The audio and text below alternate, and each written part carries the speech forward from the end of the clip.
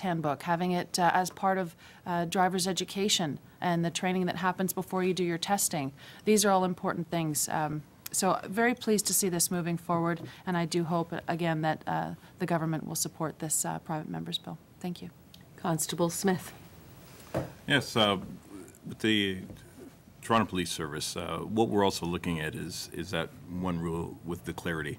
The communication, I'll touch on a bit later, but we deal with the Highway Traffic Act with a lot of definitions, and when we look at the bicycle as defined, it is a vehicle that's required to be on the roadway. Now, what we look at with the service is that a rider is the most vulnerable road user out there, and we've set sidewalks for pedestrians, a raised area away from that traffic, and with a cyclist, they only occupy part of the lane, and they sort of come into that slow-moving vehicle section. And because they only occupy part of the lane, they do have the right to the whole lane. And this is that confusion that we're finding, that it's not clear to other road users, that to treat a cyclist as a slow-moving vehicle at most times. I mean, there's a lot of times that they can keep up to the speed of traffic within that lane, so they have the right to that lane.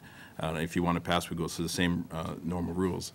A cyclist can most times only communicate where they're going by the position in their lane, and we get them riding down the center, and we get some frustration between the other road users where they want that cyclist off to the right, and as it's written, they have to be as close to the right what is practical.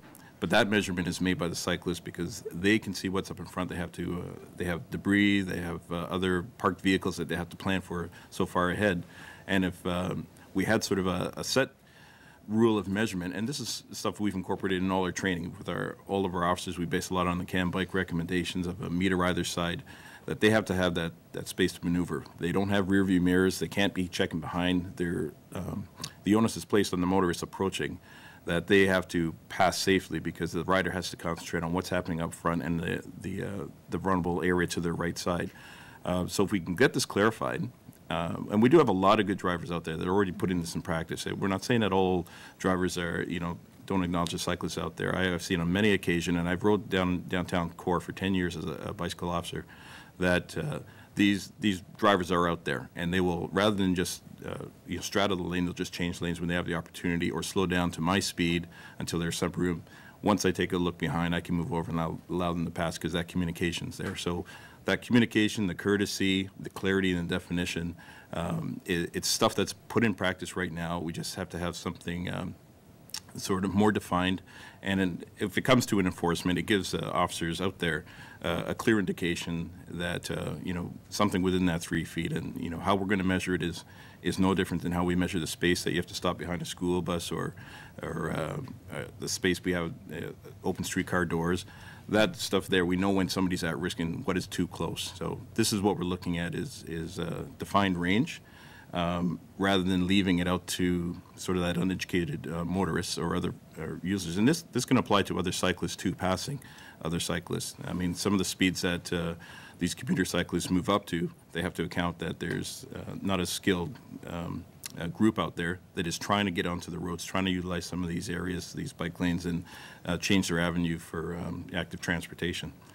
So in regards to the information before with this bill, any clarity that we can get as police officers through the province and right across the board, so it's clear no matter where you're riding and what area or what city, that it's going to be easier for us to apply the rules of the road.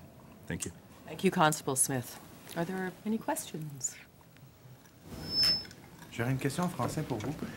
J'apprends que le code de la route permet d'utiliser une partie de la rue. Est-ce qu'il est connu des cyclistes, le code de la route? Est-ce que les gens le connaissent bien? Je pense que oui. Oui, la plupart du monde.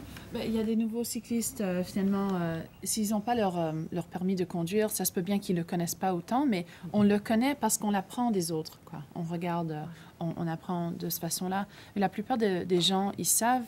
Finalement, les cyclistes, je pense qu'ils ils ne savent pas, tout le monde ne sait pas qu'ils peuvent prendre toute la voie.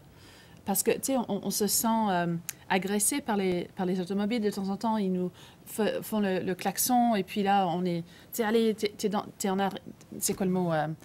T'es dans mon espace. Qu'est-ce que tu fais là? Pousse-toi. Tu sais, on se sent agressé de temps en temps. Mais vraiment, on a le droit d'être là comme véhicule sous le Highway Traffic Act.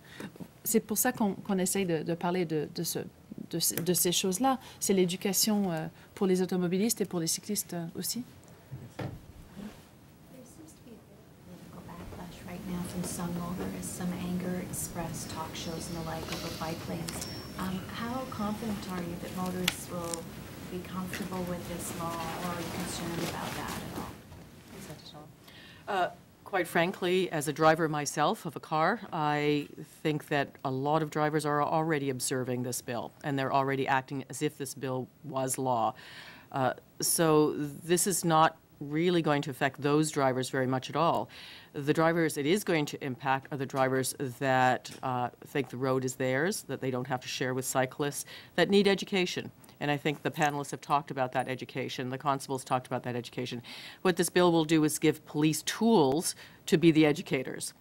It'll give police tools to be able to pull over those drivers and to say to them, you know, what you're doing is unsafe, and it, you know, the law says so. I think that's important. And in fact, the talk shows that I've been on, and perhaps panelists can comment on this, the public's been very receptive to this, because we all know someone who cycles. My children, who are young adults, cycle everywhere they go. Every time they leave the house, I feel a little unsafe in the city of Toronto. I know that if they continue to cycle long enough, they'll probably get doored, or they'll probably, you know, get some slight injury. These are the statistics. We can't move forward as a community, certainly into a greener environment, certainly into a safer environment, if we don't amend our laws and allow for cyclists to be safer. Again, many in Europe do this already. Many in the States are doing this already. Why don't we? Well, again, that would be more regulatory, but, you know, there would be fines. Like everything else under the Traffic Act, we're looking at fines in the thousands, because you're really endangering people's health doing this.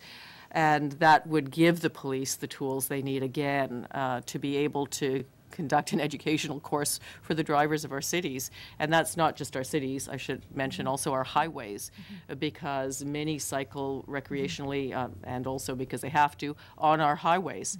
And that gives the OPP the tools they need. Again, you're dealing with someone who's married to an OPP officer, and we know that